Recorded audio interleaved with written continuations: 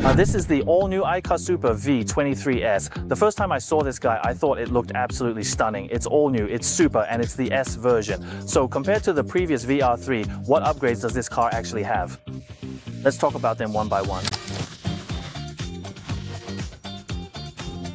No problem, let's speed up. Wow, we're already charging ahead. All right, 90, 100, 101, 100. Wow, we got there in no time. Seriously, driving this car up New Bay Mountain today was just awesome. It's so much fun. This is my first time driving a pure electric SUV, and it just makes you not want to get out of the car. It's totally addictive.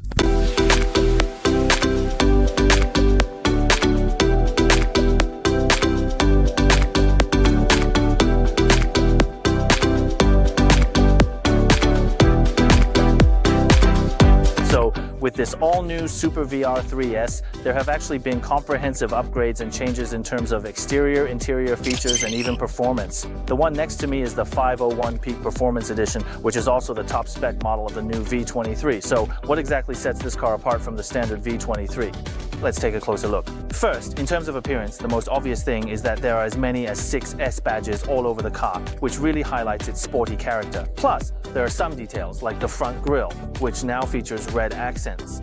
In addition, this car actually has a really nice boxy shape. So with these added accents, it looks truly impressive. I was immediately drawn to its color and design at first glance. I believe many people who buy or like the V23 are attracted by its looks. Besides being stylish, this design also brings excellent off-road capabilities.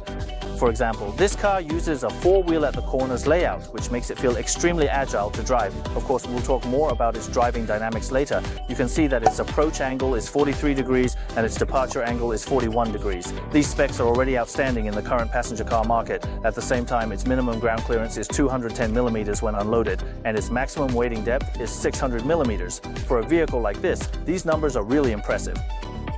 Among urban SUVs, these specs are truly crushing. It's already on par with many hardcore off-road vehicles, and even some that have been modified for off-roading.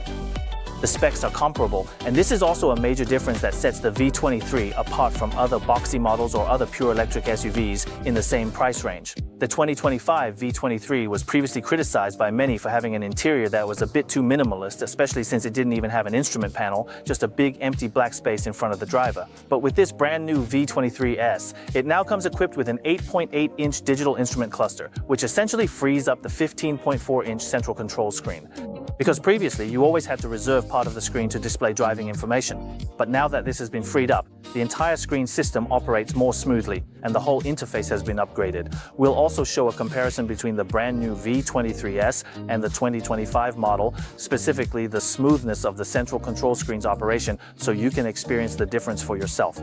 So, have there really been any upgrades or changes? Of course, this car's infotainment chip is still the 8155 chip. As for whether owners of older models can upgrade to this brand new system, I've also confirmed with the manufacturer, upgrading is definitely possible, but some features may not be available. So, owners of older models should be mentally prepared for that. Also, the materials used for the interior have also been upgraded. For example, the door handle area now features a combination of soft touch materials and leather stitching, so it doesn't look at all basic or cheap. The main focus is on comfort features. For instance, the driver's seat now comes with memory settings, and the front seats are equipped with both ventilation and heating functions. These features are all included in the 2025 models. Ventilated seats are not available across the entire lineup, whether it's the high-end or entry-level models. However, with the all-new VR3, as long as you buy anything above the second lowest trim, you get seat ventilation. That really deserves praise. Even though this car is defined as a big toy like this, you still have to consider the comfort of daily driving, right? Besides the infotainment system being smoother than the previous generation, it still supports CarPlay, icar, and CarLink. So basically, it's compatible with almost every smartphone on the market. Even if you really can't get used to its native system, it still gives you a backup option. And this time, the brand new infotainment system has also been upgraded with a feature called wired screen mirroring, which means that inside the car, you can connect your Switch directly, so when you're taking a break, you can play a Switch game. This car offers many options for outdoor activities. It also comes equipped with a 220-volt 3-prong outlet inside, so you can charge devices, including connecting the Switch. All your in-car power needs are well taken care of. For external power supply, as everyone knows, the 2025 model offers 3.3 kilowatts, and this time, the brand new V23S has also been upgraded to 6 kilowatts, so this power output is basically enough for you to plug in a grill and a hot pot at the same time. It can pretty much handle it all. This is definitely a very practical upgrade. And then, the steering wheel has also been completely redesigned. The D-shaped design of the steering wheel also features a very prominent S logo at the bottom. At the lower right side of the steering wheel, there's a boost button. For those who are familiar, you'll know that the all-new Xpeng P7 already had a boost button, as we mentioned before. This feature is also present on the V23. When you press it, it activates an overclocking mode. In that mode, within 10 seconds, the car's power will surge to its maximum. Alright, now we're going to experience the one-touch boost, the one-touch overclocking mode of this brand new Super VR 3S on the highway. We're lowering our speed to 80 kilometers per hour, and then let's floor it.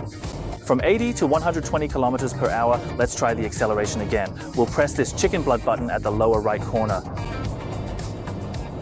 Oh wow, 90, 100, 110, 100, and just like that, we're there. I didn't actually time it, but it was probably just about 2 to 3 seconds, and it went straight from 80 to 120. This really is. Let me try it. The whole accelerator pedal is honestly extremely impressive, incredibly sensitive. The feeling of being pushed back into your seat is just right there, ready to hit you. So I really don't recommend using this mode when you're in the city with lots of cars around. On the highway or on some expressways, when you want a little burst of excitement, you can use it, but you absolutely have to ensure your own safety and the safety of other vehicles. Speaking of power, this car is truly full of surprises. So let's talk about how it feels to drive.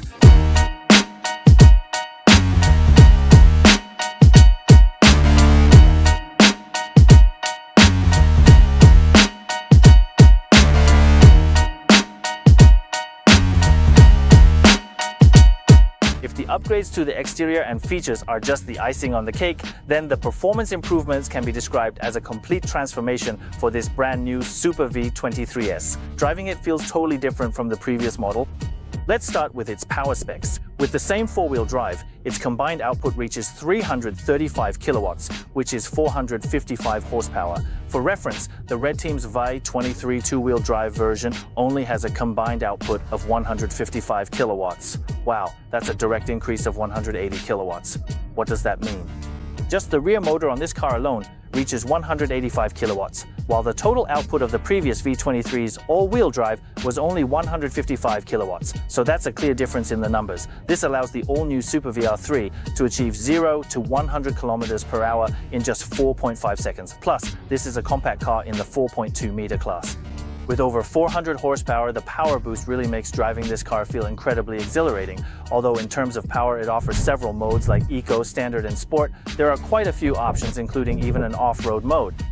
But actually, even if you set it to the most economical mode, this car never feels sluggish in terms of power. Basically, you get instant response whenever you press the accelerator. Today, we're driving on Nubei Mountain, and as everyone knows, the altitude here is quite high.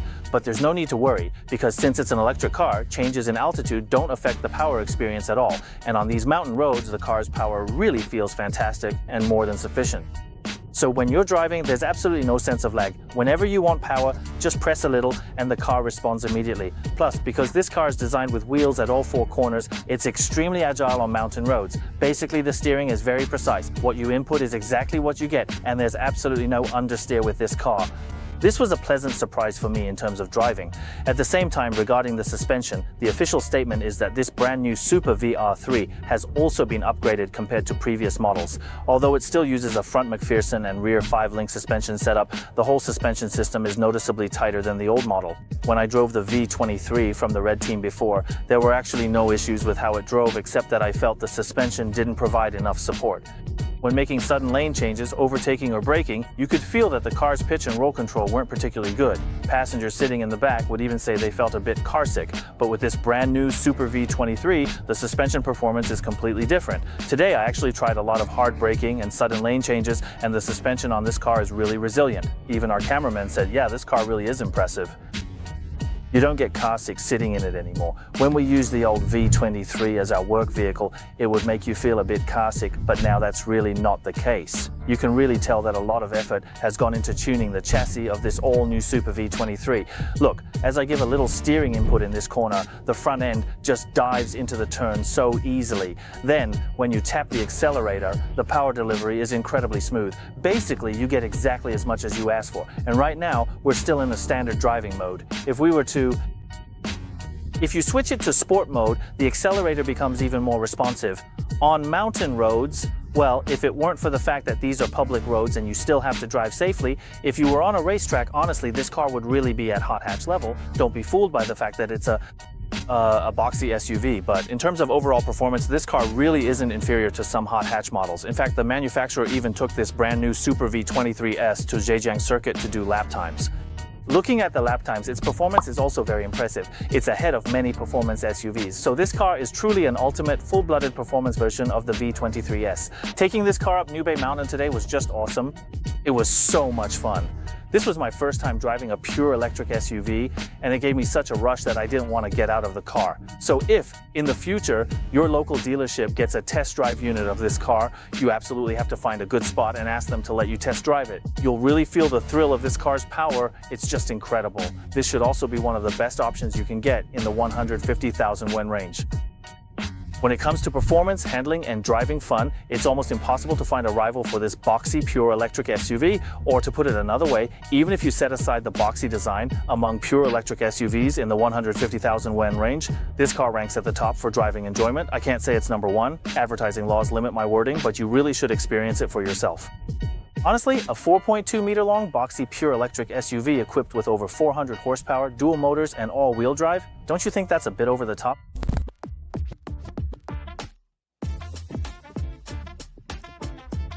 Alright, now we've found an off-road section here at Nubei Mountain to test out the off-road capabilities of this brand new Super VR3S. We've switched the driving mode to light off-road and turned on the off-road dashboard, which lets us see some relevant off-road data, including the current altitude. That's not low at all, about 3,600 meters. Let's see how it feels. So how does this car actually perform off-road? How does it handle? Let's go. The first obstacle is a cross axle. Let's see how this car does. Keep the throttle steady. There, just a light touch. You can feel the all-wheel drive kicking in. It's working.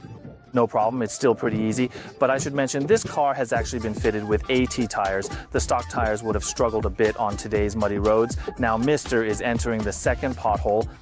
This car's ground clearance is 210 millimeters when unloaded, which is actually much better than many city SUVs. So let's take a look. I think it shouldn't be a big problem. Slow down a bit. So its four-wheel drive response is still quite noticeable. You can really feel it. When a wheel loses traction, it locks and transfers power to the other wheels, okay? No problem, it got through very easily. Plus, the size really isn't that big. Just 4.2 meters, a small car. Honestly, driving on an off-road track like this is actually quite interesting and a lot of fun. Next, we're going to tackle a slope, and this one actually looks a bit challenging. But according to the official data, this car can handle a maximum slope of up to 45 degrees. Let's give it a try. It's just a slope of about 100 degrees, right? Let's try it out. It does look pretty steep. Here we go. All right, there's a bit of power. And then slowly it goes up. No problem, no problem. Okay, now this is a really steep slope. Now we're heading down a steep slope. Let's wait for the car in front to go down first. Actually, there are two ways to handle this. One is to keep your speed steady, and the other is to turn on the hill descent control function. Of course, we'll try it ourselves. A bit slower. All right, we have successfully made it down, no problem at all. The very last part of our journey is a rather long stretch of muddy road, so just try to keep your speed steady and consistent and carefully pick your path. Please do your best to avoid the really deep and treacherous ruts, and with a little care, you should be able to get through this section just fine and without any issues.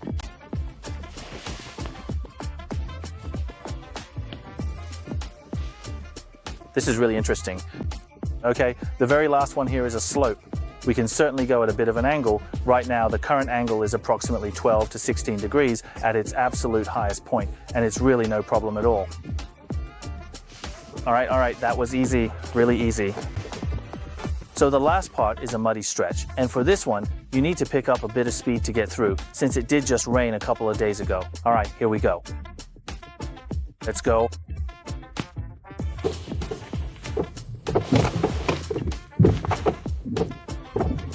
No problem, go faster. Good speed. We made it through. Oh, that was really easy. So relaxed.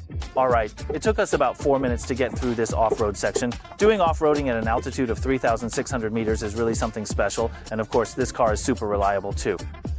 Okay, that's it. Behind me is Mount Gonga, known as the King of Sichuan's mountains, with an elevation of 7,556 meters. It's also the highest peak in Sichuan province. This time, we drove the all-new Super V23S, starting from Yan, passing through mountain roads, highways, and even some bumpy sections, and finally made it up to Nubei Mountain, where we got to see Mount Gonga behind me. Along the way, we really got to experience the full performance of this V13S. First of all, I have to say that the overall dynamic performance really surprised me. The power has been significantly improved with a maximum horsepower of 455. For a small car in the 4.2 meter class, this level of power is honestly a bit over the top, almost excessive.